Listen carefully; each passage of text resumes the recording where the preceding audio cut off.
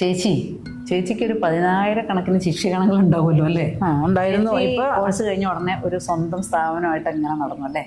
ഞാനാണെങ്കിൽ കുറേ സ്ഥലത്ത് സ്കൂളിൽ വർക്ക് ചെയ്തു, സംസ്കൃത യൂണിവേഴ്സിറ്റിയിൽ വർക്ക് ചെയ്തു, ഇവിടെ നടന ഗ്രാമത്തിൽ വർക്ക് ചെയ്തു, അങ്ങനെ കുറേ സ്ഥാപനങ്ങളിൽ ഞാൻ വർക്ക് ചെയ്തു.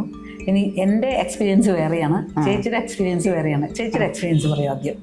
അതായത് എനിക്ക് വേണമെങ്കിൽ തൃശ്ശൂരാണ് എൻ്റെ വീട്. വേണമെങ്കിൽ എനിക്ക് കലാമണ്ഡലത്തിൽ അധ്യാപിക ആവാമായിരുന്നു. അങ്ങനെ അത് ഏകദേശമൊക്കെ മുട്ടി വന്നതായിരുന്നു. പക്ഷേ എനിക്ക് താല്പര്യമില്ല. അപ്പോൾ എന്താ അവിടെ സ്ഥാപനത്തിൽ ജോലി ചെയ്യാൻ താല്പര്യമില്ലാത്തതെന്ന് ചിലപ്പോൾ പ്രേക്ഷകർക്കൊരു സംശയം ഉണ്ടാവും. നല്ല സ്ഥാപനമല്ലേ, പക്ഷെ ഇത്ര ഫേമസ് അല്ല അന്ന് കലാമണ്ഡലം. ഇന്ന് യൂണിവേഴ്സിറ്റി ആയി എന്നൊക്കെ പറയുന്നുണ്ട്. പക്ഷെ ചിലര് പറയണ യൂണിവേഴ്സിറ്റി ആയിട്ടില്ല എന്ന് പറയുന്നുണ്ട്. എനിക്ക് അറിഞ്ഞൂടാ അതിന്റെ ആയല്ലേ, അതല്ലേ, അതറിഞ്ഞൂടാ. ഇന്നത്തെ ഇതൊന്നും അന്നില്ല. എന്നാലും എനിക്ക് കയറാമായിരുന്നു. ഒരു സത്യമായ സത്യം ഞാൻ പറയാം. കാര്യം എന്താ വെച്ചാലേ, ഒരു സ്ഥാപനത്തിൽ ജോലി ചെയ്യുമ്പോൾ കല വളരുന്നത് കുറവായിരിക്കും. അതെന്റെ ഒറ്റ അഭിപ്രായമാണ്. ഞാൻ ഗിരിജയുടെ അഭിപ്രായം ചോദിക്കുന്നില്ല, എനിക്ക് അറിയും വേണ്ട. ഇല്ല പുറത്ത് ആരുടെ അഭിപ്രായമല്ല, എൻ്റെ അഭിപ്രായം. കാര്യം എന്താ അറിയാം, നമ്മുടെ ഇഷ്ടാനുസരണം അവിടെ നടത്താൻ നമുക്ക് ഒരു പുതിയ സാധനങ്ങൾ സെറ്റ് ചെയ്തിട്ട് കുട്ടികളെ കളിപ്പിക്കാനുള്ള നല്ല നിലവാരം ഉണ്ടാവുന്നത് കുറവായിരിക്കും. മനസ്സിലായില്ലേ? അങ്ങനെ ഒരു അഭിപ്രായം എനിക്കുണ്ട്. 4 വർഷം പഠിച്ചതുകൊണ്ട് കാര്യമൊന്നുമില്ല. എവിടെ പഠിക്കുമ്പോഴും നമുക്ക് ഒരു 4 ചുറ്റും അടച്ചിട്ടുള്ളൊരു ചട്ടക്കൂട് കിട്ടും. ശരിയല്ലേ?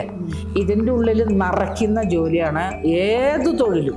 ഇപ്പോൾ ഒരു ഡോക്ടർ ആയാൽ പോലും, ഒരു എഞ്ചിനീയർ ആയാൽ പോലും, ഒരു LLB വക്കീലന്മാർ എത്ര പേര് കേസ് കൊടുത്താൽ നമുക്ക് ന്യായം കിട്ടും. അതിലൊന്നും കാര്യമൊന്നുമില്ല. ഇത് ചെയ്ത് അപ്പോൾ എൻ്റെ ഒരു മനസ്സിൽ തോന്നിയത്, ഇതിനകത്ത് കയറി കഴിഞ്ഞാൽ കല വളരുന്നത് കുറവാണെന്ന് എൻ്റെ ഒരു അഭിപ്രായത്തിൽ എനിക്ക് തോന്നി. പുറത്ത് വന്നതിന് ശേഷം ഞാൻ ഒരുപാട് സാധനങ്ങൾ ചെയ്യാനും സാധിച്ചു. ഒരുപാട് സമ്മാനങ്ങളും മേടിച്ചു. കുട്ടികളെ പുതിയ കലാമണ്ഡലത്തിലുള്ള ഐറ്റംസേ അല്ല ആ കുട്ടികളെ പഠിപ്പിച്ച് സ്വാതി തിരുനാൾ കൃതി തന്നെ പലതും എടുത്തിട്ട്, പിന്നെ ഒരു പൊതുവാളാശാനുണ്ട്, ചെണ്ട, പേര് പെട്ടെന്ന് വരുന്നില്ല. ആശാന എഴുതും, അസാധ്യമായിട്ട് എഴുതും. ആശാന ഏലൂര് കളമശ്ശേരിയാണ്. ആശാന എഴുതും, ഹൈദരാലാശൻ ട്യൂൺ ചെയ്ത് തരും. അസാധ്യം. 2 പേരും മരിച്ചുപോയി.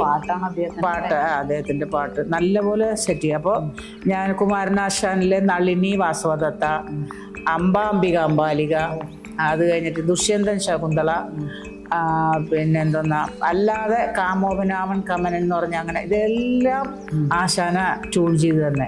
ഇതൊന്നും കലാമണ്ഡലത്തിൽ നിൽക്കുമ്പോൾ ചിലപ്പോൾ ഒരു പക്ഷെ സാധിച്ചു എന്ന് വരില്ല. എൻ്റെ അഭിപ്രായം